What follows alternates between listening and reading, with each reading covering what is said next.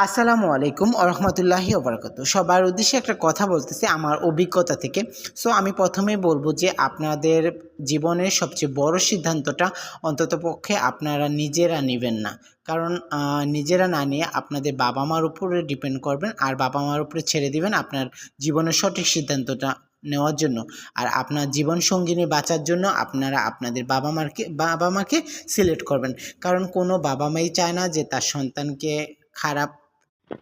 সন্তানের খারাপ। সো বাবা-মা বরাবরই চায় যে তার সন্তান ভালো থাকুক, সুস্থ থাকুক, সুন্দর থাকুক। সমস্ত বাবা-মাই। আমি বলব না যে আমার বাবা-মা শুধু, সমস্ত বাবা-মাই এটা। কেননা আপনি চিন্তা করেন, আপনি বা আমরা আমাদের সন্তানকে আমরা কিরকম চিন্তাভাবনা করি। তাকে ছোট থেকে বড় হবে, মানুষ করব, তারা আমাদেরকে কামাই করে ইনকাম করে খাওয়াবে, সেটাই।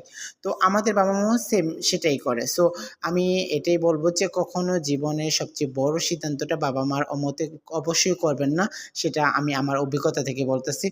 আর বিশেষ করে আপনারা যারা এখন বিয়ে করেন নাই বা ভবিষ্যতে বিয়ে করতে চাচ্ছেন, তাদের উদ্দেশ্যে একটাই বলবো যে আপনারা অন্তত দেখে শুনে পরিচয় দেখে বংশ পরিচয় দেখে তারপরে বিয়ে করবেন। ওই যে কোনো মেয়ে যেখান থেকে সেখান থেকে উঠিয়ে এনে বিয়ে করবেন, মনে করবেন যে সে ভালো হবে বা খারাপ হবে, এরকম কিছু না। অনেক খারাপ মেয়েরাও ভালো হয়, অনেক ভালো মেয়েরাও খারাপ হয়।